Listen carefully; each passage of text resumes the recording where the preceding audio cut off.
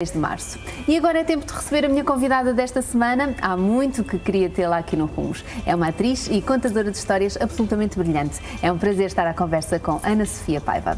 Olá, Ana Sofia. Olá. Obrigada por te juntares ao Rumos. É muito bom termos aqui um bocadinho para conversar sobre o teu percurso pessoal e profissional. Hoje em dia dedicas-te em exclusivo à narração oral, aos contos tradicionais, mas as tuas paixões começam na literatura e também na representação, não é?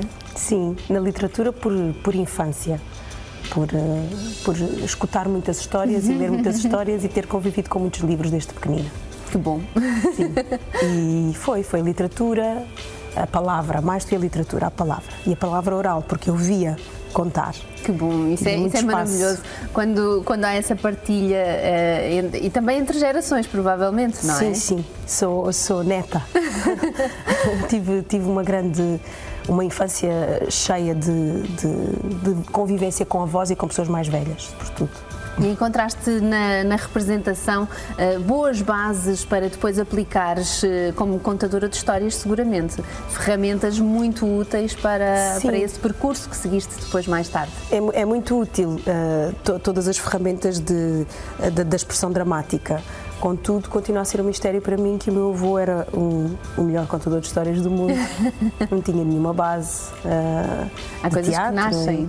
Portanto, eu acho que uma coisa é ser ator, outra coisa é ser contador de histórias. Nem todos os atores são bons contadores de histórias. Sem dúvida.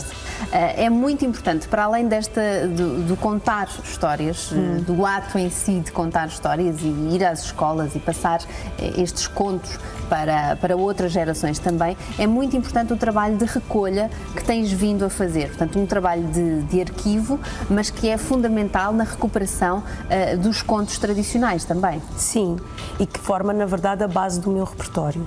A base do meu repertório vem do arquivo, de alguma recolha que fiz, alguma escuta, mas sobretudo de escutar as recolhas de outros. Também recolhas do António Fontinha, na sua grande maioria. E é um trabalho que nem todos os contadores têm de fazer, não é? Nem todos os contadores têm de interessar por este lado mais antropológico da questão. A parte da investigação. Sim, e do perceber como é que cada versão de um conto se modifica, se altera, dependendo do lugar e das pessoas. Mas é algo que te interessa muito? Interessa-me muito. Porque me interessam muito mais as pessoas. Como é que te cativa este lado de pesquisa, de investigação, de perceber como é que chegamos àquele conto, como é que chegamos a esta tradição? Interessa-me perceber como é que as pessoas contam. Como é que as pessoas num dado lugar e num dado tempo decidem e interferem na tradição e como é que alteram e porquê. Como e porquê? Isto porque não se conta duas vezes a mesma história da mesma forma. Pois não. E ninguém conta sozinho, portanto as pessoas contam para alguém ouvir. Lá está, e contam porque alguém quer ouvir. Aquele diálogo também com o público que me falavas há pouco, que herdaste da representação. Sim. No fundo, a cada trabalho que fazes, a cada iniciativa que fazes, tudo muda consoante as pessoas com quem te cruzas, o público com quem te cruzas. Totalmente. Agora, há uma diferença muito grande entre o espaço que temos de relação a contar uma história ou a fazer um espetáculo em cima de um palco. Não é? Porque a história vive na relação e vai-se criando na relação. Eu posso ter uma ideia de como é que a quero contar, mas quando olho para os olhos das pessoas, elas é que indicam por onde é que a história tem de ir, por onde é que aquela energia tem de caminhar. E é isso que é muito mágico neste processo de contar histórias e que a mim particularmente me fascina, a forma como o contador de histórias consegue percepcionar determinadas coisas na audiência, não é? No público, e consegue adaptar também a sua forma de estar e de contar aquela história de cada vez que a conta. Sabe sempre bem trazer um pouco de música a este Rumos. Música e boa conversa com a minha convidada desta semana, a contadora de histórias Ana Sofia Paiva. Ana Sofia, desde 2008, mais ou menos, que te dedicas em exclusivo aos contos, à narração oral, não só em Portugal, mas também noutros países. Que tipo de trabalho é que tens levado além fronteiras? É muito curioso perceber, quando começamos a sair, que é um movimento global, que começou mais ou menos na mesma altura, desta necessidade e tentativa de cada país ir à procura das suas raízes na cultura popular.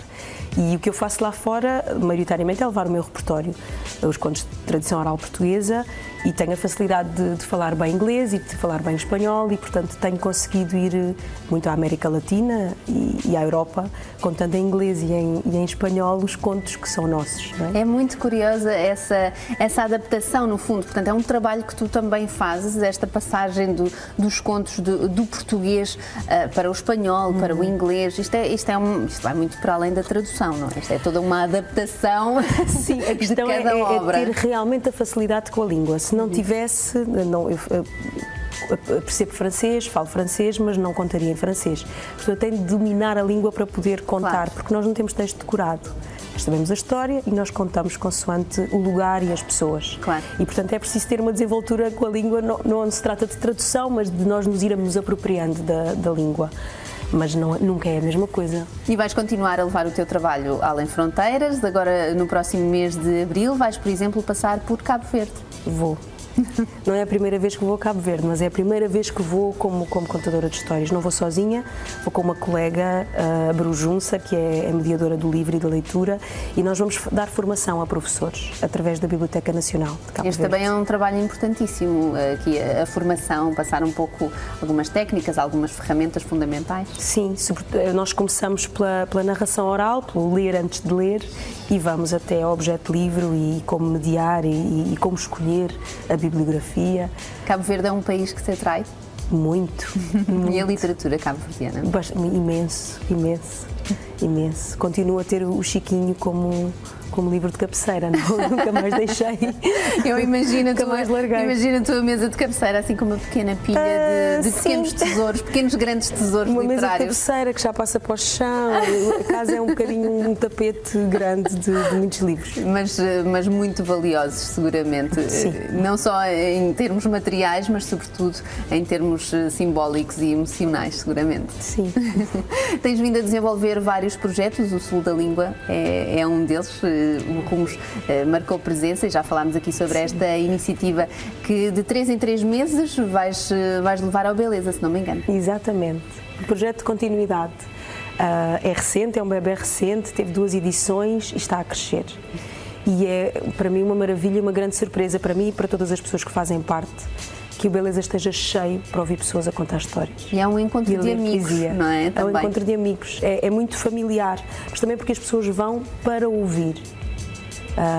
Não sabem muito bem o que é ainda. Há um grupo de pessoas que acompanha, mas a grande maioria das pessoas não sabe muito bem o que é.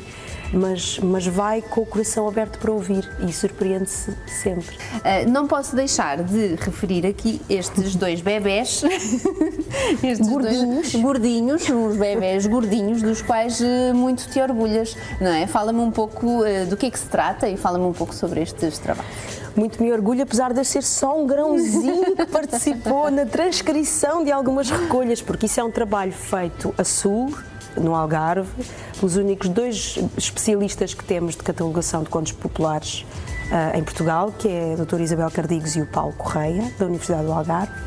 O primeiro volume é mais para especialistas porque é realmente o catálogo, onde estão elencados todos os contos tipo e as suas versões, todas as recolhas que foram feitas desde o século XIX. Em Portugal e nos países lusófonos. É também uma ferramenta de trabalho, sobretudo. É uma ferramenta de trabalho para especialistas, é preciso perceber. Claro. Agora, o volume 2 já é uma antologia, portanto nós temos uma versão de cada conto tipo. E isso é mesmo muito precioso. Uma versão inédita, tá? Ou seja, que não vamos encontrar noutras recolhas já publicadas. Portanto, isto foi um trabalho também de muita investigação. De muitos anos. Começou a ser pensado em 97. Portanto, isto é parto de uma vida. Vejo-te falar com muito orgulho não só destas obras, mas de cada iniciativa na qual te envolves. Toda essa paixão está posta em cada conto, em cada livro, em cada recolha que fazes. tento. Senão a vida não faz sentido, deixa de fazer sentido. Quando essa paixão deixar de existir, eu deixo de contar a história e vou fazer outra coisa qualquer.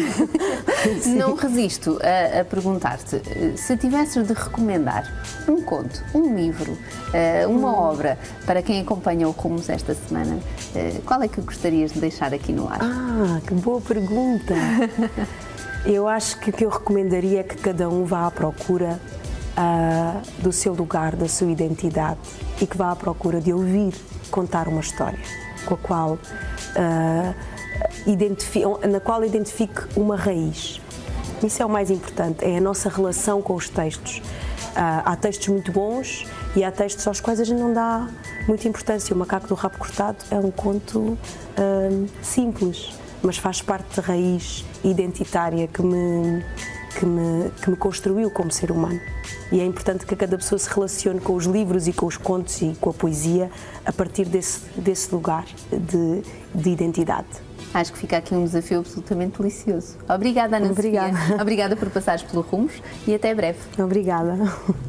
No Lusofone